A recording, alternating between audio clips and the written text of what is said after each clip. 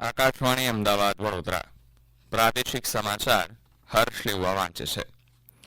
સૌરાષ્ટ્ર, કચ્છ અને મધ્ય ગુજરાતમાં આજે ભારેથી અતિભારે વરસાદની આગાહીને જોતા અનેક જિલ્લાઓમાં રેડ એલર્ટ. રાજ્યમાં ભારે વરસાદ બાદ પૂર જેવી સ્થિતિ. અંદાજે 24,000 લોકોને સ્થળાંતરિત કરાયા અને 1,700 લોકોને બચાવાયા. આફતની સ્થિતિને પહોંચી વળવા 7 જિલ્લાઓમાં સેનાની 6 કોલમ ટુકડીઓ તૈનાત. એનડીઆરએફ, એસડીઆરએફની ટીમો પણ અસરગ્રસ્ત જિલ્લાઓમાં બચાવ કામગીરીમાં જોતરાઈ. વરસાદને જોતા રાજ્યની તમામ શાળાઓમાં આજે જાહેર રજા અને મુખ્યમંત્રીની અધ્યક્ષતામાં યોજાતો સ્વાગત ઓનલાઈન જન ફરિયાદ નિવારણ કાર્યક્રમ મોકૂફ કરાયો. મધ્યપ્રદેશ ઉપર બનેલા ડીપ ડિપ્રેશનને લીધે રાજ્યમાં સાર્વત્રિક વરસાદની સ્થિતિ વચ્ચે આજે પણ રાજ્યના મોટાભાગના જિલ્લાઓમાં ભારેથી અતિભારે વરસાદની આગાહી છે. આજે રાજ્યના જે જિલ્લાઓમાં રેડ એલર્ટ જાહેર કરાયું છે તેમાં ખેડા, અમદાવાદ, આણંદ, પંચમહાલ, દાહોદ, મહીસાગર, વડોદરા, છોટાઉદેપુર, ડાંગ, તાપી, સુરત, નર્મદા, ભરૂચ, નવસારી, વલસાડ, દમણ અને દાદરાનગર હવેલીમાં ભારેથી અતિભારે વરસાદની આગાહી છે. આ ઉપરાંત સૌરાષ્ટ્ર, કચ્છની વાત કરીએ તો સુરેન્દ્રનગર, રાજકોટ, જામનગર, પોરબંદર, જૂનાગઢ, અમરેલી, ભાવનગર, મોરબી, દ્વારકા, ગીર સોમનાથ, બોટાદ, કચ્છ અને દીવમાં ભારેથી અતિભારે વરસાદની શક્યતા છે. ઉપરાંત બનાસકાંઠા, સાબરકાંઠા, પાટણ, મહેસાણા, ગાંધીનગર અને અરવલ્લીમાં ભારેથી અતિભારે વરસાદની આગાહીને લીધે ઓરેન્જ એલર્ટ જાહેર કરાયું છે. આ તમામ જિલ્લાઓમાં ભારે પવન અને ગાજવીજ સાથે વરસાદ પડવાની શક્યતા છે. રાજ્યમાં ભારે વરસાદની પરિસ્થિતિ સામે નાગરિકોની સલામતી રાજ્યનું વહીવટીતંત્ર આગોતરી તૈયારી સાથે સુસજ્જ છે. ગઈકાલે મુખ્યમંત્રી ભૂપેન્દ્ર પટેલની અધ્યક્ષતામાં સમીક્ષા બેઠક યોજાઈ હતી. મુખ્ય સચિવ, મહેસૂલ વિભાગના અધિક મુખ્ય સચિવ, શહેરી વિકાસ વિભાગના અગ્ર સચિવ સહિત રાહત commissioner, state emergency operation centre Gandhinagar ખાતેથી સમગ્ર રાજ્યની પરિસ્થિતિનો સતત તાગ મેળવી જરૂરી સહાય અને માર્ગદર્શન પૂરું પાડ્યું હતું. રાજ્યમાં પૂરની સ્થિતિને જોતા કેન્દ્ર સરકાર દ્વારા રાહત બચાવ કામગીરી માટે આર્મીની 6 કોલમ ક્રમશઃ દેવભૂમિ, દ્વારકા, આણંદ, વડોદરા, ખેડા, મોરબી અને રાજકોટ જિલ્લામાં તૈનાત કરાઈ છે. આ ઉપરાંત એનડીઆરએફની 14 પ્લાટૂન અને એસડીઆરએફની 22 પ્લાટૂન પણ આપત્તિ વ્યવસ્થાપનમાં જોડાઈ છે. સાથે જ કોસ્ટગાર્ડ અને નેવીની ટીમો પણ રાહત બચાવ કામમાં જોડાયેલી છે. રાજ્યમાં અત્યાર સુધીમાં 23,871 લોકોને સલામત સ્થળે ખસેડવામાં આવ્યા છે, તેમજ 1,696 લોકોનું રેસ્ક્યુ કરવામાં આવ્યું છે. ગઈકાલે સાંજના 6 વાગ્યાથી સવારના 4 વાગ્યા સુધી રાજ્યના 247 તાલુકાઓમાં હળવોથી ભારે વરસાદ પડ્યો છે. સૌથી વધુ 14 ઇંચ વરસાદ દેવભૂમિ દ્વારકાના ખંભાળિયા તાલુકામાં અને જામનગર તાલુકામાં પડ્યો છે, જ્યારે જામનગરના જમલોદપુર તાલુકામાં 12 ઇંચ, રાણાવાવ અને કાલાવાડ તાલુકામાં 11 ઇંચ વરસાદ પડ્યો છે.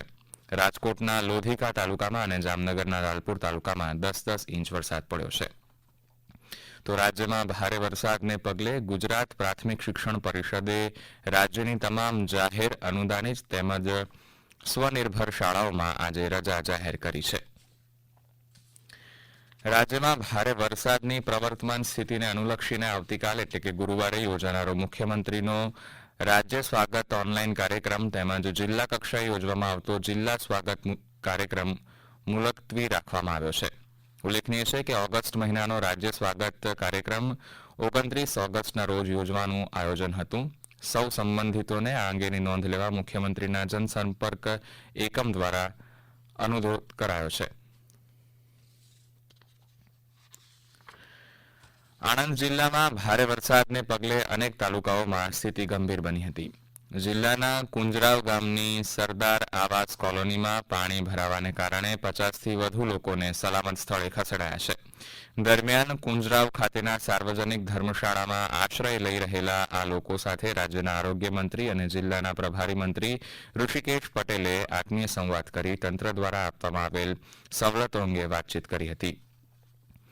સૌરાષ્ટ્રના મોરબી જિલ્લામાં પૂર જેવી સ્થિતિ સર્જાતા જિલ્લા કલેક્ટર કચેરી ખાતે મોડી રાત્રે સમીક્ષા બેઠક યોજાઈ હતી. અમારા પ્રતિનિધિ રવિ મોટવાણી જણાવે છે કે ગાંધીનગરથી પહોંચેલા મંત્રી પ્રફુલ્લ પાનસુરિયા અને પ્રતિનિધિ મંડળે હળવદના ઢવાણા ગામ પાસે બનેલી ઘટના તેમજ મોરબી જિલ્લામાં છેલ્લા 26 કલાકમાં પડેલા વરસાદની આંકડાકીય માહિતી મેળવી હતી. સાથે જ જિલ્લામાં રાહત અને બચાવ કામગીરી અંગે સૂચનાઓ આપી હતી.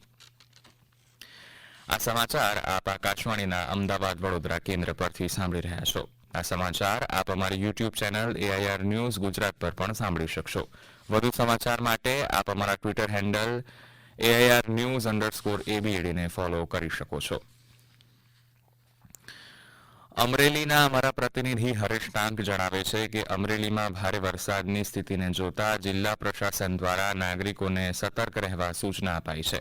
અમરેલી જિલ્લા કલેક્ટર અજય દહિયાએ નાગરિકોને સાવચેતીના પગલા રૂપે સંદેશ જાહેર કર્યો છે. સાવચેતીના ભાગરૂપે તમામ વિભાગ અને તાલુકા કક્ષાના અધિકારીઓ તેમજ કર્મચારીઓને એલર્ટ કરવામાં આવ્યા છે.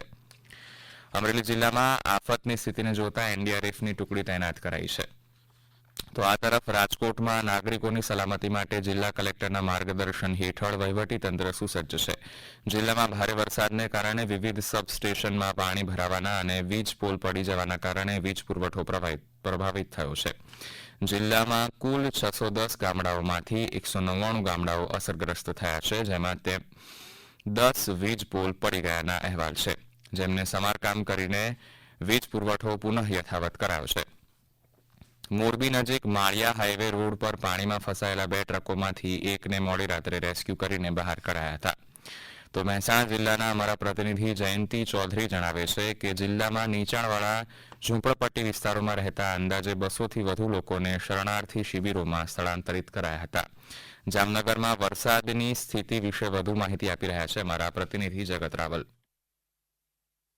જામનગર જિલ્લાના તમામ તાલુકાઓમાં 2 ઇંચથી લઈ અને 9.5 ઇંચ સુધી વરસાદ નોંધાયો છે. ખાસ કરીને વાત કરીએ તો જામનગર, લાલપુર, જોડિયા વગેરે વિસ્તારોમાં ડેમ ઓવરફ્લો થતા નીચાણવાળા ભાગોમાં પાણી ભરાયા હતા. NDRFની ટીમ દ્વારા રેસ્ક્યુ કરી લોકોને પાણીમાંથી બહાર કાઢવામાં આવ્યા હતા. જામનગર મહાનગરપાલિકાની યાદી મુજબ 1500 લોકોનું સ્થળાંતર કરવામાં આવ્યું છે. તો વેરાવળમાં ગઈકાલે ભીડિયા બંદરે ભારે પવન અને વરસાદને કારણે ડૂબી રહેલી બોટમાંથી 8 ખલાસીઓને ઉગારી લેવાયા હતા. અમારા પ્રતિનિધિ રાજેશ ભજગોતર જણાવે છે કે બોટ ગંગેશ્વર પાસેના કાંઠા પાસે પહોંચી તે સમયે પલટી ખાઈ જતા અડધા કલાકની જહેમત બાદ ખલાસીઓને બચાવી લેવાયા હતા.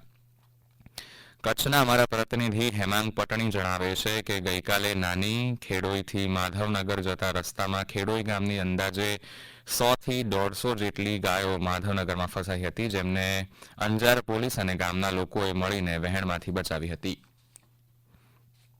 ભારે વરસાદની સ્થિતિને જોતા દાહોદ જિલ્લા પ્રભારી સચિવ રાજકુમાર બેનીવાલે પાટાડુંગરી ડેમની મુલાકાત લઈ સ્થિતિની સમીક્ષા કરી હતી. અમારા પ્રતિનિધિ પ્રેમશંકર કડિયા જણાવે છે કે ભારે વરસાદની સ્થિતિમાં પાટાડુંગરી ડેમમાં પાણીની આવકમાં થનારા સંભવિત વધારા અને તેના પરિણામે જો કોઈ સ્થિતિ ઊભી થાય તો સંભવિત રીતે અસરગ્રસ્ત થઈ શકે તેવા વિસ્તારના લોકો માટેના આયોજન અને પૂર્વ તૈયારીઓ વિશે વિસ્તારપૂર્વક ચર્ચા કરાઈ હતી.